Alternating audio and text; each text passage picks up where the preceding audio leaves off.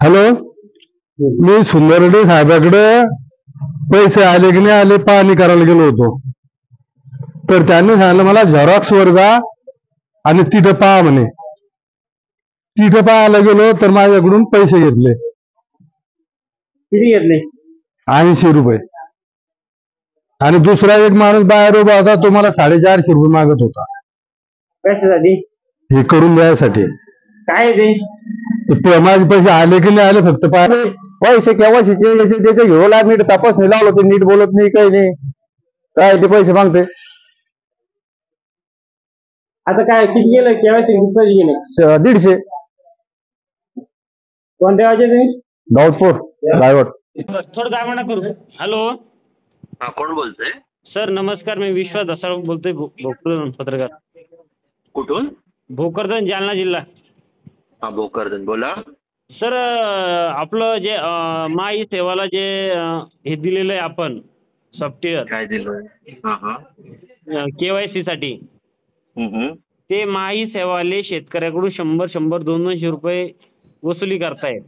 मग सर मी तेच सांगितलं, आम्ही तहसीलला पण तेच आदेश दिले आणि तुम्हाला पण तेच सांगतोय की तुम्ही आमच्याकडे रायटिंग मध्ये असं कोणीच पाठवत नाहीये की बाबा हा इसम आहे आणि आमच्याकडनं पैसे घेतलेत. कारण की हे जे आहेत ना, यांना महाआयटी सेपरेट पैसे देणार आहे. आमच्याकडनं ते 20 रुपये घेत आहेत. अच्छा. हा, शेतकऱ्याच्या वतीने, शेतकऱ्यांसाठी हे फ्री आहे.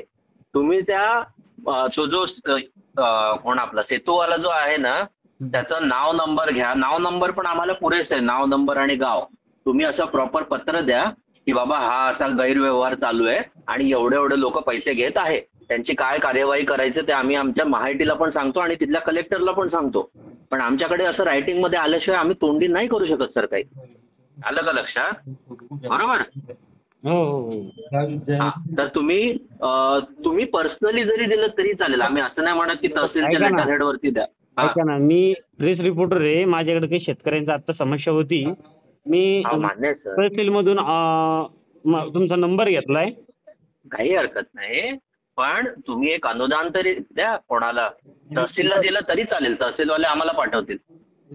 बरं, मी काय करतोय आता, शेतकऱ्यांना तहसीलला तक्रार करायला लावतोय.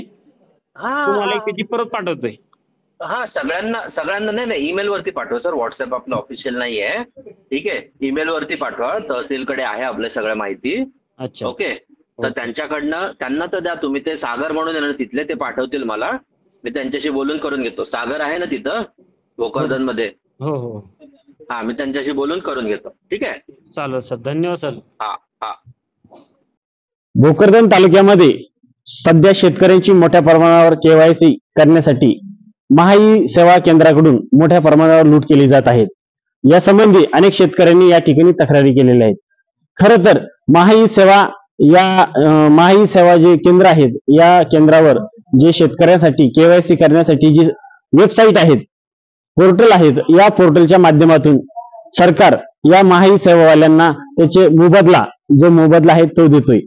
अशी माहिती आहेत पोर्टलचे जे अधिकृत मॅनेजर आहेत गौरव भोंडे यांनी ही आमच्याशी बोलताना दिलेली आहेत. आपण त्यांची रेकॉर्डिंग ऐकूया. आणि शेतकऱ्यांना हे सावधान व्हा की कोणत्याही महाई सेवा केंद्रावाल्यांना आपण पैसे देऊ नका. त्यांची तक्रार खालील दिलेल्या मेल ID वर तुम्ही तक्रार करू शकतात.